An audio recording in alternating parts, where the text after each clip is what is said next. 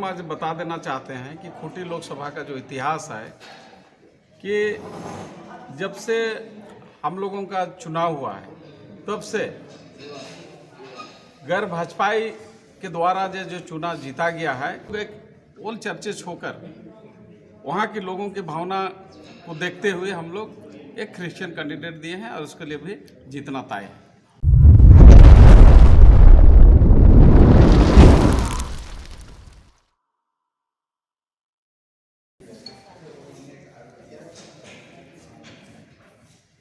जी sir, आज आप लोगों को कार्यक्रम कुछ घोषणा थी।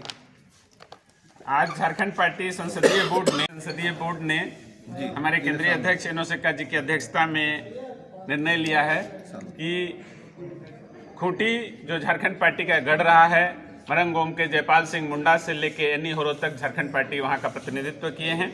वहां से और दुमका जो झारखंड की उप राजधानी है, वहां से हम लोग सामाजिक कार्यकर्ता मुन्नी हांसदा जी को खड़ा किए हैं और खूंटी से हमारी पार्टी के केंद्रीय उपाध्यक्ष और ऑल चर्चेस खूंटी की सचिव श्रीमती अर्पणा हंस जी को हम लोगों ने अपना उम्मीदवार बनाया है। ये जो आप पार्टिसिपेट कर रहे हैं, इससे क्या पार्टी को किस स्तर से लाभ होगा?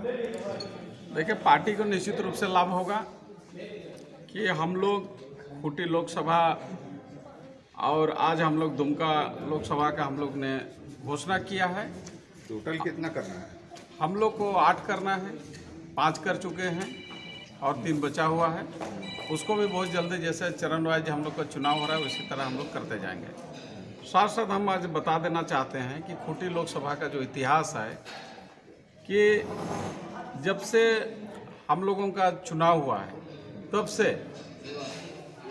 गैर भाजपाई के द्वारा जो चुनाव जीता गया है, तो सर्वप्रथम यहाँ खूंटी लोकसभा में झारखंड पार्टी से मरंगोम के जयपाल सिंह मुंडा जीते, झापा से जीते, वो भी क्रिश्चियन थे। उसके बाद एनी होरो झापा से जीते, वो भी जीएल चर्च के थे। उसके बाद में कांग्रेस पार्टी के द्वारा जो सुशीला क्रिकेटा जीती, वो भी जीएल चर्च के थे।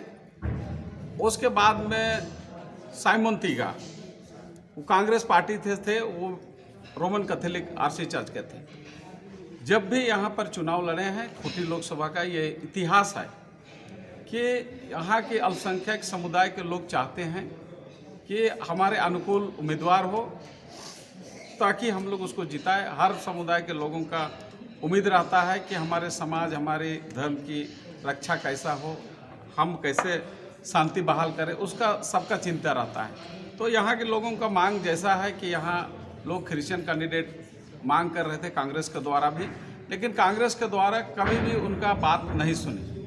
चाहे हमारे बड़े धर्मगुरु के माध्यम से रिकमेंड किया गया हर तरह से, लेकिन उनका नहीं सुनी। लेकिन हम लोग एक ओल चर्चित होकर वहाँ के लोगों की भावना को देखते हुए हम लोग एक क्रिश्चियन कैंडिडेट दिए हैं और उसके लिए भी जीतना तय है। धन्यवाद। अर्जुन मुंडा केंद्रीय मंत्री से सीधा टक्कर होगा, कैसे देखती हैं और क्या सोच है? सर्वप्रथम तो मैं ये कहना चाहूँगी कि बार बार ये सवाल जो हो रहा है या उठ रहा है कि केंद्रीय मंत्री, लेकिन मैं ये कहना चाहती हूँ कि केंद्रीय मंत्री क्या मंत्री हैं? वो आदिवासी हित के लिए आज तक उन्होंने काम क्या किया है? वहाँ खूंटी लोकसभा पूरी तरह से आदिवासी बहुल क्षेत्र है, लेकिन आदिवासियों का दर्द शायद उन तक पहुंच ही नहीं पाया, इसलिए आज तक उन्होंने एक भी कार्य आदिवासी हित की बात नहीं की। रही बात वहाँ के आदिवासियों का मेन मुद्दा है, मुख्य है पेशा कृषि। वो कृषि मंत्री भी हैं, लेकिन कृषि के क्षेत्र में उन्होंने आज तक, कृषि के लिए सबसे आवश्यक चीज़ होता है जल उन्होंने उपलब्ध कहाँ कराया है? आप गांव-गांव में चले जाइए, आज भी टंकी लगा हुआ है। सरकारी व्यवस्था से जो टंकियाँ लगे रहती है वो लगी हुई है। आप मुख्य नगर क्षेत्र में चले जाइए, आज भी वहाँ आधा पाइप लग के छोड़ा हुआ है। तो फिर वो किस तरह की आप बात जो कर रहे हैं, केंद्रीय मंत्री हैं, तो वो केंद्रीय मंत्री सिर्फ नाम के लिए रह गए हैं, उनका काम केंद्रीय मंत्री का नहीं है। अगर होता तो आज खूंटी की जनता जल के लिए और विशेषकर पानी के लिए नहीं तरसती, पलायन के लिए बाहर नहीं जाती। बस यही मेरा कहना था। खूंटी झारखंड पार्टी की जन्मस्थली है, कार्यस्थली है और खूंटी से हमारे पार्टी की जो उपाध्यक्ष है श्रीमती अर्पणा हंस, जो खूंटी की बेटी है और खूंटी में सामाजिक कार्यों में अनवरत कार्य करती रही है, निस्वार्थ भाव से लोगों से जुड़ी रही है। उनको खूंटी के लोगों की भावनाओं का ध्यान रखते हुए पार्टी ने उम्मीदवार बनाया है। हमारी पार्टी झारखंड पार्टी की एक धारणा है स्पष्ट कि इस राज्य में चाहे वो भाजपा हो या कांग्रेस हो या अब झारखंड मुक्ति मोर्चा, इन तीनों पार्टियों ने यहाँ के अल्पसंख्यक वर्ग के लोगों को सिर्फ एक वोट बैंक समझा है, चाहे वो मुस्लिम समुदाय से आते हो या ईसाई समुदाय से। मूलतः हिंदू समुदाय से भी आने वाले पिछड़े वर्ग के लोग और समेकित तौर पर राज्य के जितने पिछड़े वर्ग के लोग हैं, चाहे वो हिंदू हो या मुसलमान या ईसाई, उनको सिर्फ वोट बैंक समझा गया है। उनके रिप्रेजेंटेशन को, उनके प्रतिनिधित्व को और उनकी मांगों पर कभी गौर नहीं किया गया। आप किसी भी पार्टी में देखिए तो कैंडिडेट होने के समय हम पिछड़े वर्ग के लोगों को दरकिनार कर दिया जाता है और हम लोग सिर्फ वोटर की तरह से इन पार्टियों से जुड़े रह गए हैं। यहाँ के मुसलमानों को इसी तरह से शोषण कांग्रेस ने किया और पिछड़े वर्ग के हिंदुओं का शोषण भाजपा कर रही है।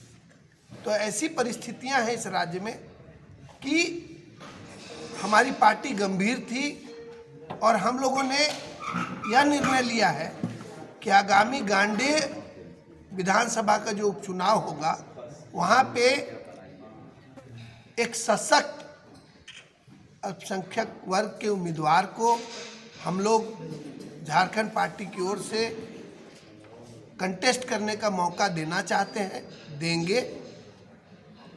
ऐसा इसलिए है कि घांडे की सीट जो थी वो अल्पसंख्यक वर्ग के कैंडिडेट के पास थी, उससे छीन करके वो सीट एक जनरल कैंडिडेट को दिया जाना और झारखंड मुक्ति मोर्चा के परिवार को दिया जाना, ये झारखंड के लिए अहितकर होगा, अन्यायपूर्ण होगा। उसी तरह से खूंटी में जो बाहर से आकर के कैंडिडेट्स चुनाव लड़ते हैं और एक ही घर से एक भाई कांग्रेस का कैंडिडेट बन जाता है, दूसरा भाई बीजेपी की ओर से विधानसभा लड़ता है, तो ऐसी परिस्थितियां जो बनाई गई हैं ये खूंटी अथवा संपूर्ण राज्य को बताना है हम लोगों को। और मैं समझता हूँ कि हमारी बहन जो है श्रीमती अर्पणा हंस, वो इतनी सशक्त उम्मीदवार है और इतनी लोकप्रिय उम्मीदवार है खूंटी के लिए और इतनी पढ़ी लिखी उम्मीदवार है कि मैं समझता हूँ कि आज उनका नाम जैसे ही घोषित हुआ है उनकी जीत सुनिश्चित हो चुकी है।